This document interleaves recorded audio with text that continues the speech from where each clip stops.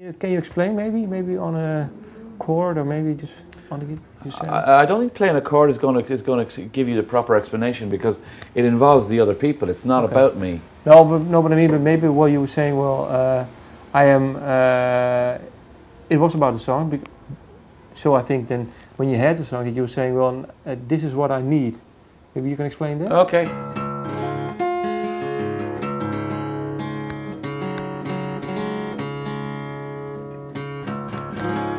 Okay. But well, you don't have to sing the song. This explains. Nice. So, if you want me to explain this, I'll have to sing a little bit of the song. No, no problem. So if I look at this song, Don't Be Afraid of the Light That Shines Within You, it's an incredibly simple song that has a simple dynamic. And the verse of it sort of goes, it's very simple like this.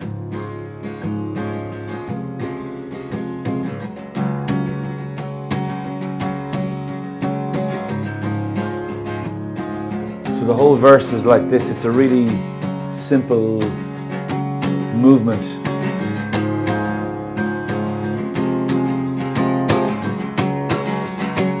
And the chorus is still the same chords, but it's a completely different energy when it comes into the chorus, okay? So here comes the chorus.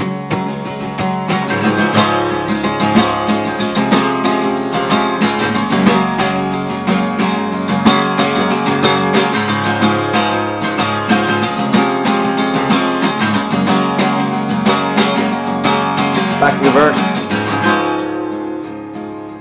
Now if I do that on my own, you know, it's okay, but if you imagine that with a really interesting double bass and really interesting drums, then it becomes really powerful and dynamic. And so when I had this song, I just said, you know, it's nice to do it on my own with the guitar, but if I imagine it with really great musicians, and on the record, also with a gospel choir and a string quartet, an amazing piano player, then you have something that sounds kind of okay and kind of interesting to something that sounds enormous and fantastic. Yeah. So it means that if I've got to change my attitude a little bit and relax and just open up to the possibilities of what will happen with other great musicians, then just do it. Just get over yourself and do it.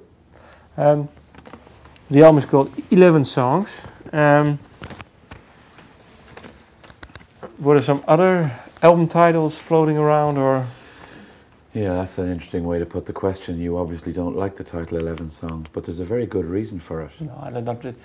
I was just thinking because your previous albums all had Well, that's part of the reason. All my album titles before this have been connected to one particular song. The Acoustic Motorbike, Tribe, Innocence, you know, so there's a feeling of you capture an atmosphere from one song and that becomes the title for your record. With this one, I wanted to make a very clear, very simple statement, and that is that every one of these songs on this record is very important to me. Every one of them is a really strong song, and also that it's a small flag-waving exercise for the record, because so much music is heard these days where people download one track onto their bloody me-pods and listen to one track, and I believe in the whole business of listening to a record. I believe in the record, and 11 Songs is my way of saying, please take 45 minutes out of your life and sit down, whether it's in the car or at home or wherever, and listen to the whole record, because I still believe that that is the best way to experience the music of a band or of a singer. This is for you. When did you come up with the album title? Was it already? No, I was thinking about all sorts of titles, and I wasn't happy with it. I decided once, instead of honouring one song in the title of the record, to honour the entire project. Did you have one song maybe that you thought about maybe renaming the album after? No. Okay. No, the moment I decided to call the album 11 Songs, I knew it was the right thing to do.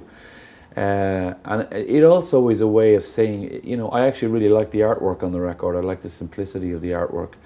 And the artwork and the title are saying, you know, the art and the poetry is inside. Yeah.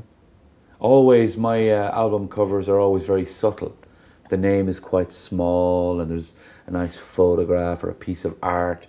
And this time I said, no, big letters, very clear statement.